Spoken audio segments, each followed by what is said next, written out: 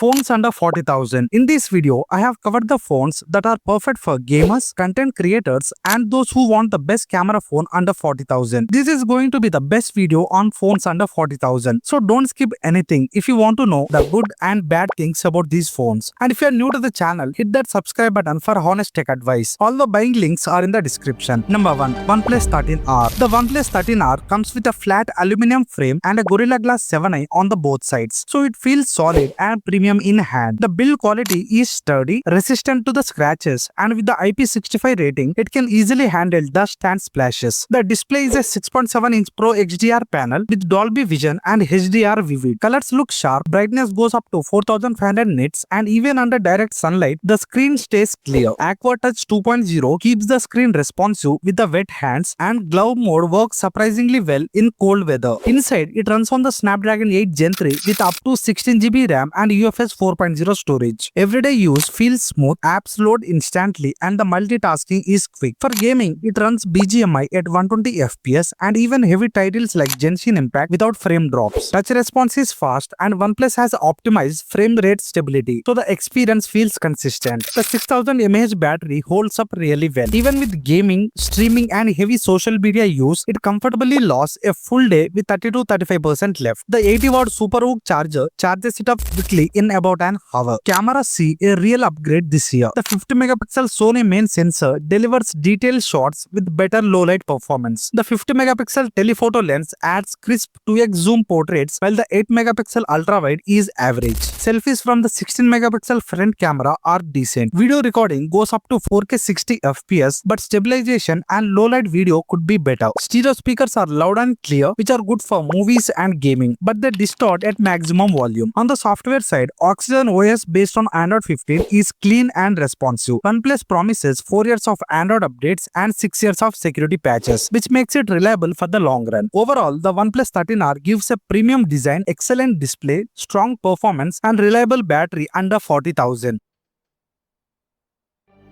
Number 2. Realme GT7. The Realme GT7 comes with Gorilla Glass 7i on the front and an IP69 rating, which makes it more durable against dust and water than most in this price segment. The display is a 6.78-inch 1.5K LTPO AMOLED panel. It supports 10-bit color, Dolby Vision, and can scale refresh rate from 1Hz to 120Hz depending on the content. The panel is smooth and efficient, which is great for both media and gaming. Realme claims 6000 nits peak brightness, but in reality, you get around 1600 to 1800 nits of brightness, which is still bright enough for the outdoors. Gamers will like the 360Hz touch sampling rate for faster response. Performance is powered by the MediaTek Dimensity 9400E, paired with up to 16GB of LPDDR5X RAM and 512GB UFS 4.0 storage. For gaming, BGMI runs at stable 120 FPS, while Genshin Impact holds 60 FPS without noticeable frame drops. The iSense cooling chambers helps manage the heat, and the frame stability is excellent compared to the many Snapdragon rivals. However, during the long gaming sessions, the phone can heat up excessively to the point where scrolling the screen feels laggy. Gaming features like GT mode, game focus mode, and AI game coach can add extra tool for competitive players. The Realme GT7 packs a huge 7000 mAh battery, one of the strongest in its class. Even with heavy gaming and streaming, it can easily deliver 8 to 10 hours of screen on time. Charging is handled by the 120-watt fast charging. On cameras, Realme has made some compromises. The main sensor is a 50-megapixel Sony sensor, which is smaller than what we saw on the GT6. It delivers sharp and vibrant shots with good detail, but the dynamic range sometimes struggles with the highlights and shadows. The 50-megapixel telephoto camera does well with the 2x zoom portraits in daylight, though it lacks OIS and the low-light results are not that great. The 8-megapixel ultra-wide is serviceable in good light, but falls apart in the darker conditions. The 32-megapixel selfie camera captures clean results with the dual focal lens, but also suffers in the low light. Video recording goes up to 8K 30 FPS and 4K 120 FPS, but the stabilization and the low light video are weak points. Stereo speakers are loud and clear, which are good for movies and gaming. Mic quality is decent for the calls. On the software, the phone runs Android 15 with Realme UI 6.0. Realme promises 4 years of Android updates and 6 years of security patches. If you are a gamer who is looking for a solid performer under 40,000, the Realme GT7 certainly makes a strong case.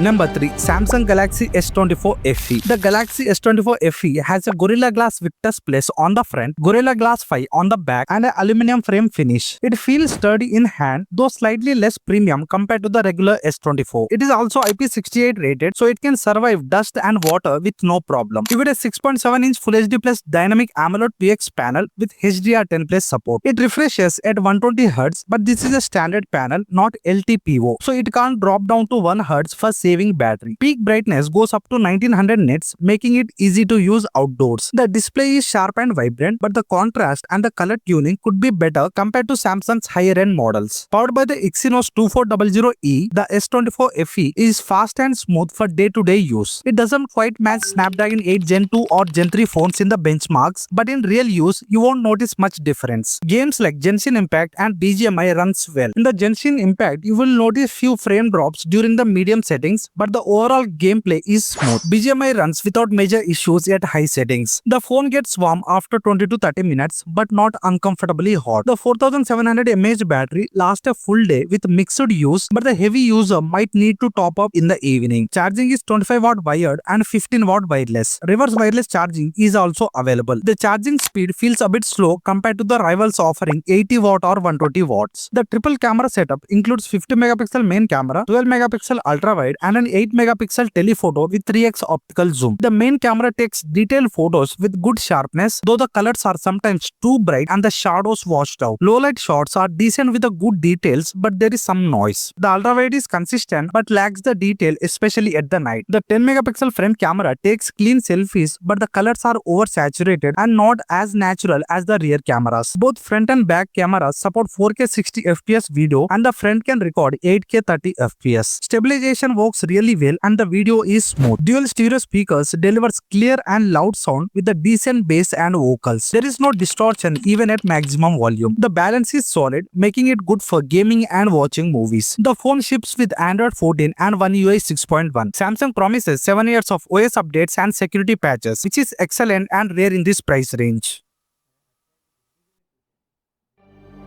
Number 4. Vivo T4 Ultra. The Vivo T4 Ultra comes with a premium curved design and a slim frame that feels comfortable in hand. It is rated IP64 for dust and water resistance, which is slightly weaker compared to the Vivo T3 Ultra's IP68 rating. It features a large 6.78-inch 1.5K curved AMOLED display with HDR10 Plus and up to 5000 nits peak brightness for HDR content. The T4 Ultra is the first phone powered by the MediaTek Dimensity 9300 Plus, an upgraded version of the Dimensity 9300. Paired with up to 12GB LPDDR5 RAM and 512GB UFS 3.1 storage, performance is top-notch. Apps load instantly, multitasking is fluid, and gaming is smooth with no noticeable frame drops. The advanced vapor cooling chamber keeps the phone cool, though the phone can still heat up during heavy use. Gamers will appreciate that BGMI runs at 120fps and even demanding titles like Genshin Impact plays without lag. Touch response is quick and consistent, making it a reliable device for extended gaming sessions. With a 5500 mAh battery, the phone easily lasts a full day of heavy use, including gaming, streaming, and social media. It supports 90W fast charging. The Vivo T4 Ultra shines in its camera department. The 50 megapixel Sony main sensor with OIS delivers sharp, detailed images in both day and low light. The 8 megapixel ultra-wide camera is decent but not outstanding. The 50 megapixel periscope telephoto lens supports 3x optical zoom and up to 100x digital zoom. The quality is excellent up to 20x, making it useful for portraits and distant shots. The 32 megapixel front camera produces clear selfies, though the results depend on the lighting. The video recording supports 4K at 60fps from the both front and rear cameras. The phone runs Android 15 with FunTouch OS 15. Vivo promises 3 years of OS updates and 4 years of security patches.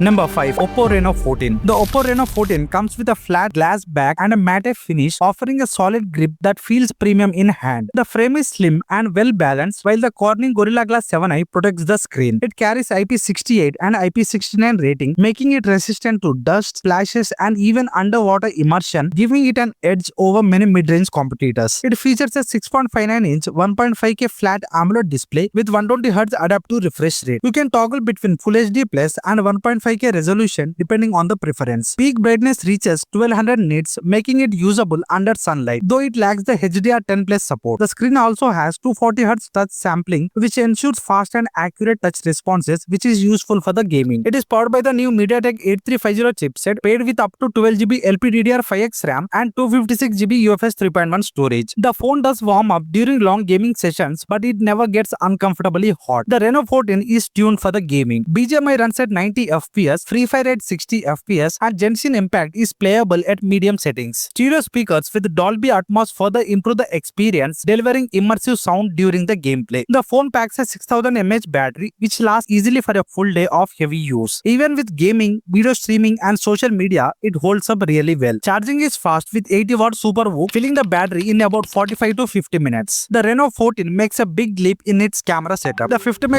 Sony sensor with OIS delivers sharp, detailed shots in daylight with natural colors and strong dynamic range. The low-light shots are solid with the night mode reducing the noise effectively. The 8MP ultra-wide camera adds versatility for the landscapes and buildings but softens the details around the edges. The 50MP periscope telephoto lens produces crisp result even at 20 to 30x, a huge upgrade from the older Reno models. The 50MP front camera delivers sharp selfies with natural tones even in dim conditions and capable of 4K 60 FPS video. Portrait mode works really well across 1x, 2x and 3.5x zoom with accurate edge detection. The dual stereo speakers with Dolby Atmos delivers loud, clear sound for movies, music and gaming. Even at high volume, the distortion is minimal and the call quality is clear with no drops. The Reno 14 runs ColorOS 15 based on Android 15. Oppo promises 3 years of Android updates and 5 years of security patches, ensuring decent long-term reliability. So which one should you pick under 40,000? If you are a gamer, go for the Realme GT7. If you want a solid all-rounder, the OnePlus 13R won't disappoint you. And if you are more into camera and content creation, the Samsung Galaxy S24 FE, Vivo T4 Ultra and my personal favorite Oppo Reno 14 are the best choices. Now it is your turn. Which one would you pick under 40,000? Drop your choice in the comments and don't forget to like and subscribe for more honest tech videos.